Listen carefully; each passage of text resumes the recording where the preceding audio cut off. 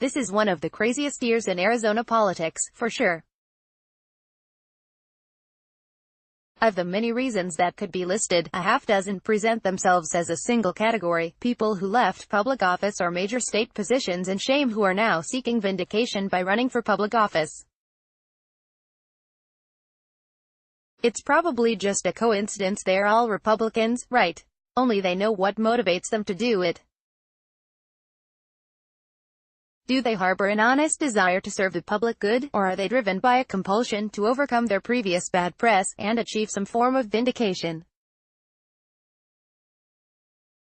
Whatever their reasons, here's a list of Arizona's baggage-carrying bunch of would-be politicians for 2018 races.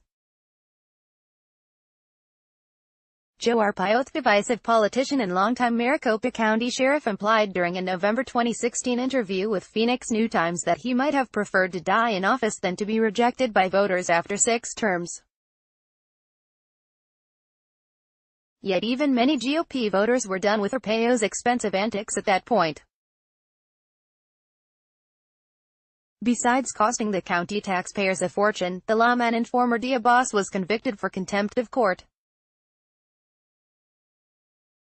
The fact that he was famously pardoned by President Donald Trump is another black mark on his record, as far as half the country is concerned. Arpaio wants voters to elect him as U.S. Senator Sandra Dowling, Maricopa County. Via Wikimedia Commons. Sandra Dowling. To some extent, Dowling is a victim of Arpaio's reign of terror, as former Phoenix Mayor Phil Gordon called it. But as New Times has detailed, the former Maricopa County Superintendent of Schools was far from a good steward of her office, despite her role as a founder of the county's Thomas J. Pappas School for the Homeless.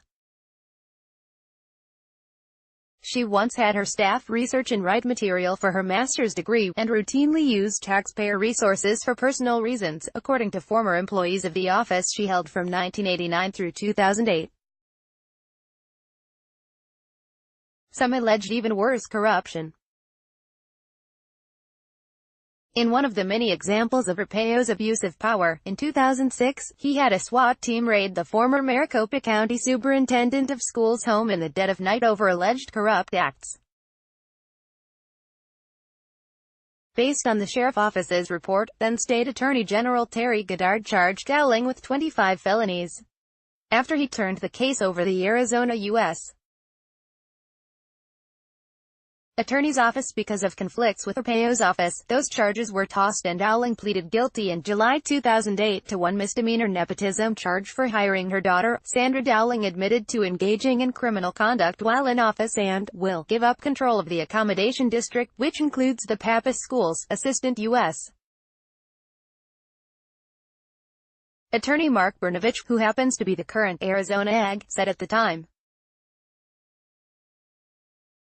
Dowling was allowed to serve out the remainder of her term in 2008.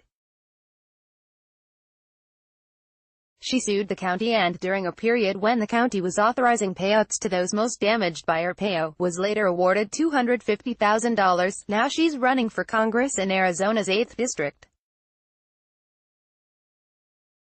Expand. Tim Jeffries. New Times first brought attention to Jeffries, the former State Department of Economic Security Director, with a story in October 2015 titled, "Quirky New Arizona Day Director Tim Jeffries Fires 72 Bullies and Liars." Readers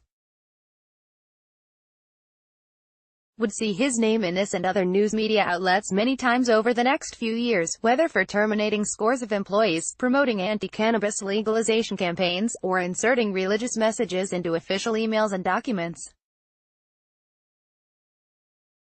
Governor Doug Ducey demanded his resignation following still unproven allegations that Jeffries bought employees drinks during office hours. Jeffries is seeking $5.1 million from the state in a libel lawsuit over a State Department of Public Safety report that suggested he'd mismanaged the purchase and storage of ammunition intended for security officers, used taxpayer-funded ammo to conduct personal target shooting on work time, and committed other alleged violations. He flirted with the idea of running for governor in 2018, but changed his mind. He's now running for state senator in Legislative District 23. Greg Patterson. Patterson is the former Arizona Board of Regents chair who resigned last year in a ridiculous kerfuffle that exposed the worst of his smart-alecky personality. As New Times recapped in a May 16 article, Patterson made fun of a state legislator's western wear and mustache during an argument over in-state college tuition for DACA students. Then, to prove how awesome he was, he emailed the secret recording he'd made of the conversation to staffers. They didn't think it was funny, and neither did the other regents. An accountant, lawyer, policymaker, pundit, blog writer, and former state legislator, Patterson has had a fairly stellar career, which makes his transgression and subsequent ousting 3 years before his term was up ever more shameful for him. After the May 16 article, Patterson argued over the definition of scandal, and portrayed himself as a hero for DACA recipients, since he'd taken the regents and university presidents' position that they should receive in-state tuition. He's running for a seat in Legislative District 18 of the State House of Representatives. Expand. Don Shooter. Shooter was a state senator from 2011 to 2016, then was elected to the House of Representatives in 2017. Then came the Senator Michelle Eugendi. Rita was among the many alleging Shooter made lewd remarks and unwanted sexual advances. On February 1, following release of a report that detailed allegations by more than 40 witnesses, the House expelled Shooter on a vote of 56-3.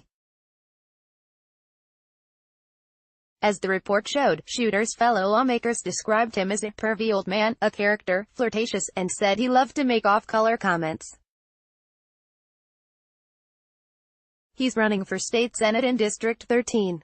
Expand. Philip Woolbright. Woolbright is a basketball referee, construction company owner, and former preacher. He's also over 18, the single qualification for running for Justice of the Peace in his court district, which includes parts of Glendale, Peoria, Surprise, and Sun City. Voters elected him to a 4-year term in 2010. A current JP filed a complaint against him in 2012 for incompetently handling cases.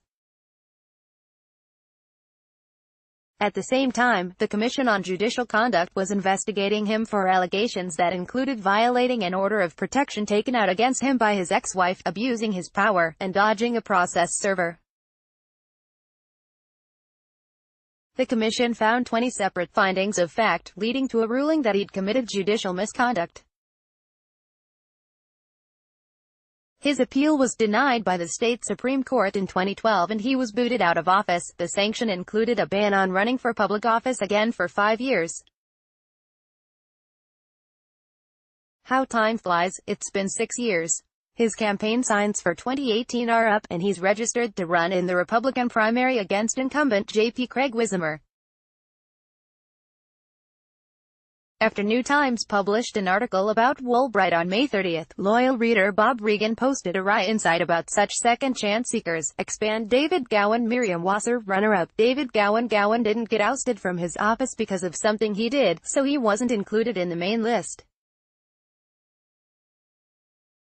He served in the state legislature from 2008 until January 2017, when state term limits prevented him from running again. But his reputation was damaged when he left because of revelations that he'd abused state resources. He paid back $12,000 for travel expenses and was never charged criminally. Gowan ran unsuccessfully for Congress in 2016. Now that he's been out of the legislature for a year, he's running for the state Senate in District 14.